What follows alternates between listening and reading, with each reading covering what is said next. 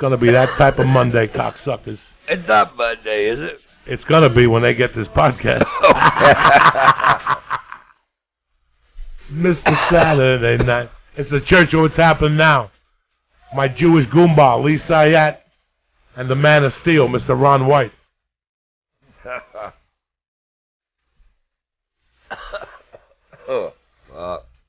This is what I'm talking about on a Monday motherfucking morning.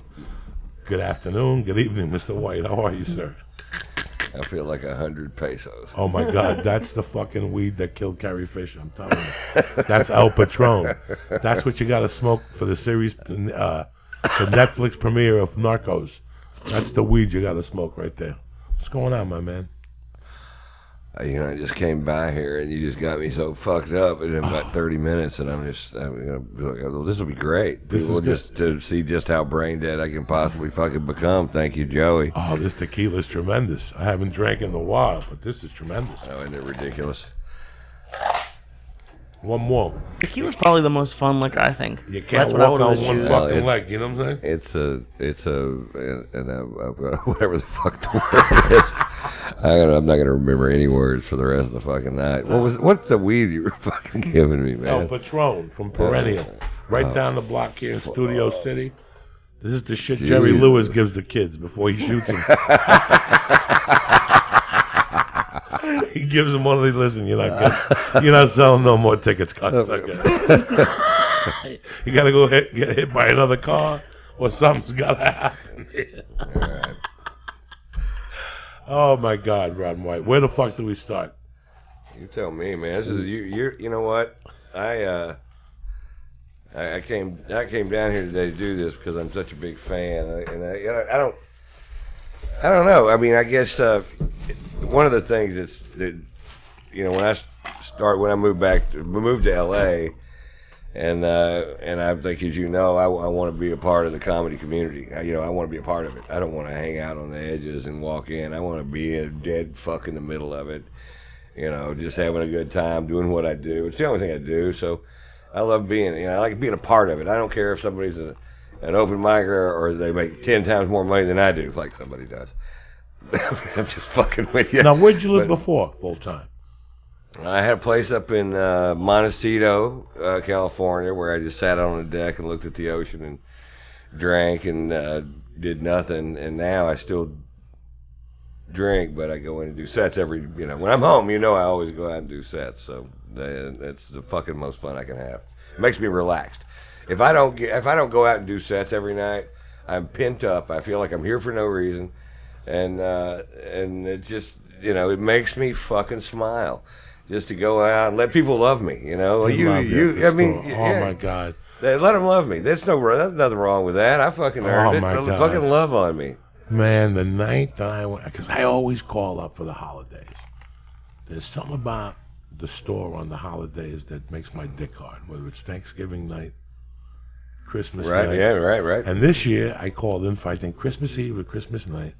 I never look at the lineup. I just want to go down there and get surprised. I get out of my car, and there you are, dressed to the nines.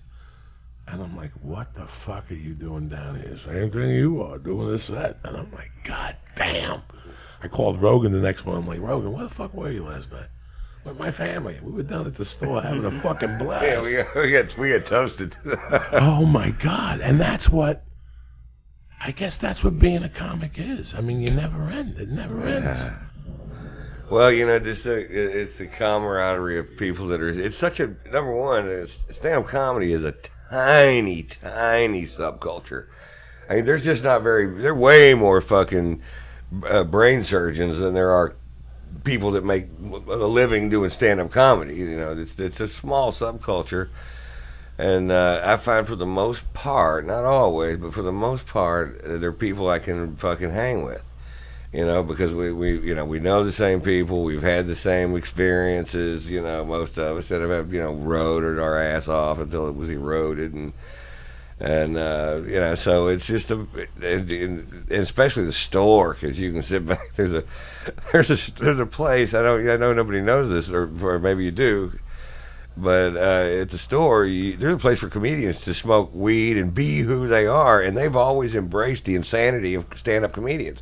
They've always known the best ones were crazy as fuck, and so they're like, let's make a crazy as fuck spot and let the crazy as fuck people have a place to be while they're doing stand-up. And that's why, you know, fucking Pryor, they built a fucking glass piano for him to do blow-off of. Like, if you're going to be crazy, please be crazy here and tell jokes on our fucking stage. And that's why Carlin and Kennison and you know, all the devils, you know, they all came up over here. You know, the Angels came up over at the Improv. So I usually gravitate toward, and I love working both clubs, and luckily not everybody can, but you know, it's a blast. But if you go to the Improv and go, hey, where can I smoke some weed? They're like, well, you have to actually stand on Melrose Avenue in traffic to do it. That's what we got worked out for you. I'm like, really? Yeah. They hear you get to hear the store. You can park your car right next to the building and, you know, walk on in. It's great. It's fun. Now, where was the first time you got up on stage? Where the fuck was it? Who do you claim? Who claims you? Well, it was called the Funny Bone Comedy Club in Arlington, Texas, and this guy that I worked was a window salesman, and this guy that I worked with went to the first open mic night that they had there after the club first opened, and he came to the office the next day and he goes, Ron, you're funnier than these guys. You should go do this. And I was like, really? You think so? And he said, yeah, I know so.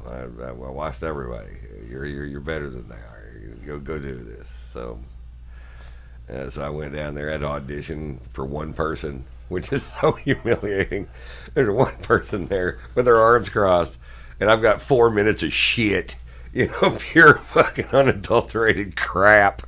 And one thing got a laugh, and they decided to let me on. And then I remember the guy, I forget his name, but he's a black comic, and his name was Ron something, and I remember he goes, please enjoy the comedy stylings of Ron White. And I'm walking towards the stage, and I'm like, stylings?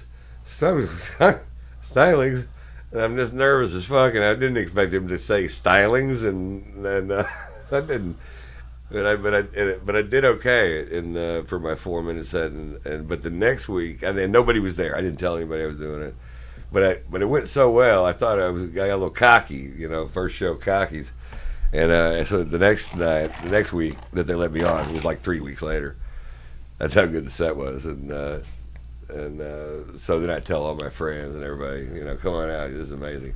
And I just went on stage and drank a cup of my own warm fucking sperm.